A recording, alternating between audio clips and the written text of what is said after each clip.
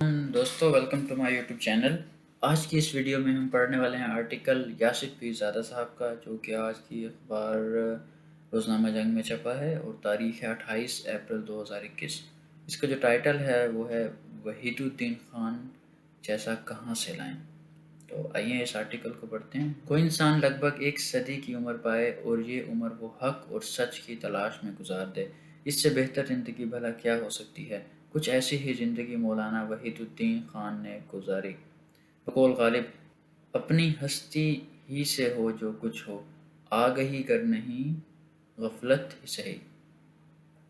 مولانا وحید الدین خان کا سب سے بڑا کارنامہ ان کی کتاب تعبیر کی غلطی ہے، جو 1963 میں شائع ہوئی۔ اس وقت مولانا کی عمر 38 برس تھی۔ وحید الدین خان کی یہ کتاب مولانا مودودی کی دین کی اس تعبیر کی رد میں لکھی گئی تھی جس کے تحت مودودی صاحب نے سیاسی اسلام کا پورا مقدمہ قائم کیا تھا۔ اس کتاب کی اشاعت سے پہلے مولانا نے مودودی صاحب سے طویل خط و کتابت کی۔ یہ خط و کتابت پڑھنے سے تعلق رکھتی ہے۔ سب سے دلچسپ حصہ وہ ہے جس میں مولانا وحید الدین مودودی صاحب کو اس بات پر آمادہ کرنے کی کوشش کرتے نظر آتے ہیں کہ وہ اس کتاب کو پڑھ کر اپنا تفصیلی موقف دیں اور دلائل سے ثابت کریں کہ دین کی ان مطلب مولانا مودودی صاحب کی تعبیر صحیح ہے۔ مولانا مودودی کی عمر اس وقت 60 برس تھی۔ ان کا ستارہ اپنے عروج پر تھا۔ ایسے میں 38 برس کا ایک جوان انہیں اپنا مسودہ بیچتا ہے اور کہتا ہے کہ دین اسلام کی جو تعبیر آپ نے کی ہے وہ درست نہیں۔ قرآن و حدیث کی روشنی اور اپنے علم کے مطابق میں اپنا مقدمہ پیش کر رہا ہوں، برائے مہربانی اسے پڑھ لیں اور مدلل جواب سے نوازیں۔ مودودی صاحب جواب میں کہتے ہیں کہ آپ بہت بلند مقام سے گفتگو فرما رہے ہیں، یوں لگتا ہے جیسے آپ نے اپنا ذہن پہلے ہی بنا لیا ہے، جو کچھ آپ نے لکھا ہے وہی حرف آخر ہے۔ ایسی صورت میں میری رائے کی ضرورت نہیں، آپ کو اختیار ہے دین کی جس تعبیر کو درست سمجھتے ہیں اس کی ترویج کریں۔ مگر وحید الدین خان باز نہیں آتے اور بار بار مودودی صاحب کو خط لکھتے ہیں۔ جواب میں مجبوراً مودودی صاحب کو لکھنا پڑتا ہے کہ کوٹ آپ سے تحریری مناظرے میں الجھنا میرے لیے ممکن اور موزوں نہیں، ان کوٹ۔ اس کے بعد دونوں کی خط و کتابت ختم ہو جاتی ہے۔ اس میں کوئی شک نہیں کہ وحید الدین خان نے تعبیر کی غلطی میں مولانا مودودی کے سیاسی اسلام کے مقدمے کو بہت مدلل اور علمی انداز میں رد کیا ہے، مگر مودودی صاحب کے ساتھ خط و کتابت کرتے ہوئے وحید الدین خان کا اصرار کرنا کہ آپ ہر صورت میں اس کا جواب دیں مناسب بات نہیں تھی۔ مودودی صاحب کے لیے یہ ضروری نہیں تھا کہ وہ وحید الدین خان کی کتاب پڑھتے اور اس کے ہر پیراگراف پر رائے دیتے۔ بہرحال یہ دونوں ہستیاں اپنی اپنی جگہ عظیم تھیں، اب دنیا میں نہیں رہیں، ان کا مناظرہ اب جنت میں ہی ہوگا۔ مولانا وحید الدین خان تقسیم ہند کے خلاف تھے، اقبال اور جناح کے نظریات کے بھی ناقد تھے۔ ہندوستان کے مسلمانوں کی غربت کا ذمہ دار خود انہی کو سمجھتے تھے۔ کشمیر پر ان کا موقف وہی تھا جو بھارتی ریاست کا تھا۔ کشمیری مسلمانوں کے لیے ان کا مشورہ تھا کہ وہ ہندوستان میں ضم ہو جائیں۔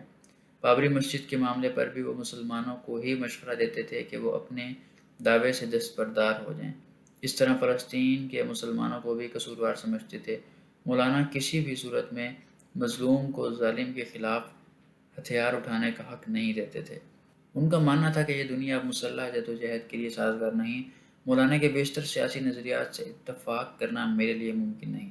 دنیا میں اگر کشمیر اور فلسطین کے مسلمان مظلوم نہیں تو پھر ہمیں لغت میں مظلوم کی تعریف تبدیل کرنا ہوگی، اور رہی بات مسلح جدوجہد کی تو ایسی کوئی مثال دینا تاحال وجود میں نہیں آئی جس میں آپ مسلح جدوجہد کی ہر شکل کو غیر قانونی کہہ سکیں۔ اصل تشدد وہ ہوتا ہے جو سامراجی طاقتیں اور ناجائز اور قابض حکومتیں کرتی ہیں۔ اس تشدد کے جواب میں فرانس فانن کو بندوق اٹھانی پڑتی ہے۔ خیر یہ الگ بحث ہے۔ وحید الدین خان ایک اقلیت پسند مذہبی عالم تھے، خدا کے وجود کو منقطع انداز میں ثابت کرنے کے قائل تھے۔ انہیں اچھی طرح علم تھا کہ 21ویں صدی کا ذہن پرانی اور دقیانوسی باتوں سے مطمئن نہیں ہوگا، اس لیے لکھتے وقت وہ جدید سائنسی معلومات کی مدد سے خدا کے وجود کے حق میں دلائل دیتے۔ منطق پر بھی انہیں عبور حاصل تھا۔ طریقت استدلال کا مسئلہ ان کی ایک لاجواب تحریر ہے جس میں بیان کیا گیا ہے کہ بعض اوقات ہم ایسی چیزوں کا وجود بھی ثابت کر سکتے ہیں جن کے بارے میں براہ راست ثبوت موجود نہیں ہوتا۔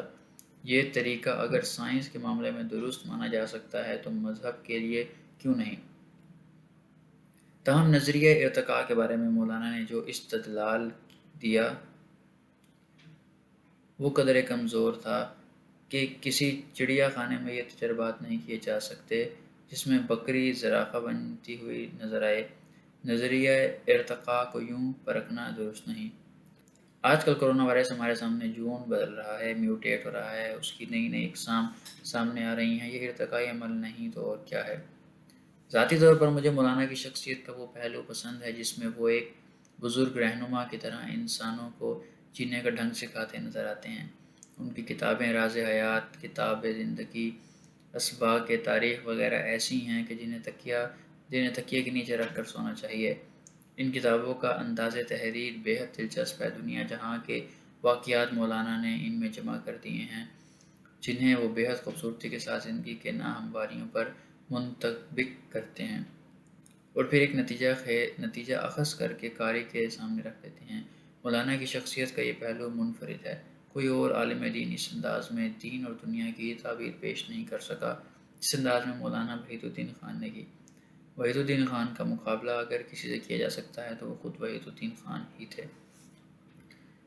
اس کالم میں یاسر پیرزادہ صاحب نے وحید الدین خان صاحب کے بارے میں لکھا ہے۔ ریسنٹلی ہی ان کا انتقال ہوا ہے۔ یہ انڈیا کے بہت بڑے ایک عالم دین ہیں اور جیسا کہ انہوں نے کہا کہ ان کی سوچ ہٹ کے تھی۔ یہ مسلمانوں کے بارے میں تھوڑا سا یہ سمجھتے تھے کہ بابری مسجد کے معاملے میں، اور ان کی جو سوچ ہے فلسطین اور کشمیر کے مسلمانوں کے بارے میں، تو وہ انہوں نے اس بارے میں ذکر کی۔ میں اگر اپنی صحیح اگر رائے دوں تو میں وحید الدین خان صاحب کو بہت زیادہ نہ میں نے پڑھا اور نہ ہی میں ان کے کام سے واقف ہوں۔ مجھے اس کے بارے میں اور زیادہ جاننا پڑے گا، دیکھنا پڑے گا، لیکن اس کالم کو پڑھنے کے بعد مجھے اشتیاق پیدا ہوا ہے کہ میں ان کے بارے میں اور جانوں۔ کم از کم یہ جو کتابوں کا ذکر انہوں نے کیا جس کے بارے میں کہتے ہیں کہ ایسی کتابیں ہیں جن کو تکیے کے نیچے رکھ کے سویا جائے، یعنی کہ بہت کچھ سیکھنے کو ہے۔ راز حیات، کتاب زندگی، یہ میں کوشش کروں گا کہ اگر مجھے کہیں سے ملیں تو میں ضرور ان کا مطالعہ کروں اور اس سے سیکھوں اور آپ تک بھی پہنچاؤں۔ آپ اس آرٹیکل کو سننے کے بعد آپ کی کیا رائے ہے آپ شیئر کریں، اور کومنٹس میں اگر آپ مجھے کچھ اچھے ریسورسز شیئر کر سکیں وحید الدین خان صاحب کے بارے میں بہتر جاننے کے لیے، ان کی زندگی کے بارے میں بہتر جاننے کے لیے، تو لازمی شیئر کریں۔